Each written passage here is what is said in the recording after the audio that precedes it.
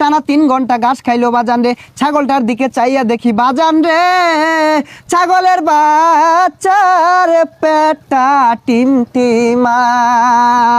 আরে কথা কোন ঠিক কিনা? হেই মিয়া কি ঠিক? এটা কোন ওয়াজ হইলো? আইরা করে ওয়াজ করুন আর বালা বালা বক্তা দুর্নাম করুন, এর লেগে তো অনেক মাহফিলে লোক হয় না।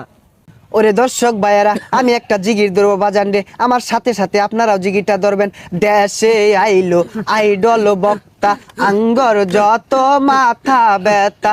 দেশে আইলো আইডল বক্তা, আঙ্গর যত মাথা ব্যথা। তার মাহফিলে 20 লাখ মানুষ, আঙ্গর মাহফিলে নাইকা। তার মাহফিলে 20 লাখ মানুষ, আঙ্গর মাহফিলে নাইকা। যাও 2-4 কামাই করতাম, সবই দিছে বাত মাইরা। দেশে আইলো ভাইরাল বক্তা, আমগর যত মাথা ব্যথা। আরে কথা কোন ঠিক কিনা? গভীর মনোযোগ দিয়ে শুনবেন ভাইয়েরা আমার। গত মঙ্গলবারে গেছি আমি বাজারে একটা ছাগলের বাচ্চা কিনতে। 5000 টাকা দিয়ে বাজান রে ফুটফুটে একটা ছাগলের বাচ্চা কিনে আনছি। বাড়িতে আইনা দেখি রাখার মতো কোনো জায়গা নাই। সারা রাত ছাগলের বাচ্চাটা আমার সাথে থাকছে, সারা রাতি ম্যামে করছে। সকালে উইটা আমি ভাবলাম ছাগলের বাচ্চাটারে তো কিছু খাওয়ানি দরকার। তারপরে মাঠে নিয়ে গেলাম, টানা 3 ঘন্টা ঘাস খাইলো বাজান রে। ছাগলটার দিকে চাইয়া দেখি বাজান রে, ছাগলের বাচ্চার পেটটা টিমটিমা। কতক্ষণ? এটা কোন ওয়াজ হইলো? আইরা করে ওয়াজ করুন আর বালা বালা বক্তা দুর্নাম করুন, এর লেগে তো অনেক মাহফিলে লোক হয় না। হেই মিয়া, কি এর লোক হয় না? গইনা দেহ আমার ওয়াজ মাহফিলটাত 4 লক্ষ লোক আছে।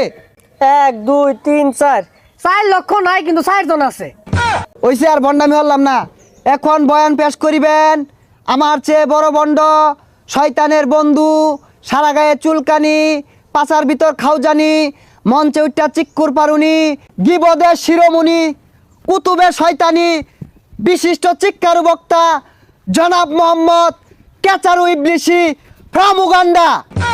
ও শয়তানু, ফাইজলামু, খাওজানু, শিকারু বাজান রে, এতক্ষণে হয়তো বা আমার পরিচয়টা জেনে গেছেন। I am come from to কেকাতলা। দীর্ঘদিন যাবত এই বাংলার জমিনে আমি ওয়াজ করতেছি, ওয়াজ করে ভালো টাকা পয়সা ইনকাম করতেছি, ভালো মন্দ খাওয়ার সুযোগ হয়েছিল। হঠাৎ করে কি যে হলো, এই বাংলার জমিনে হঠাৎ করে বিদেশ থেকে আরেক ভাইরাল বক্তা এসে আমাদের বাত মেরে দিল। এই মিয়া বালা মতো ওয়াজ করুন, মানুষের কি মত জ্ঞান কে লাগিয়া, এর লাগে তো অনেক মাহফিলে লোক হয় না। বন্ডামি করুন দেখেই তো মানুষ আন্না করে বন্ড কার মাহফিলে লোক বেশি হইলো, কারণ কি হইলো, এগুলো বাদ দিয়ে ভালো মতন ওয়াজ করুন, আন্না করে মাহফিলে লোক হইব। এই জান্নাত, তুমি চুপ করো। তুমি কি জানো, যতদিন পর্যন্ত ওই বক্তারে আবারও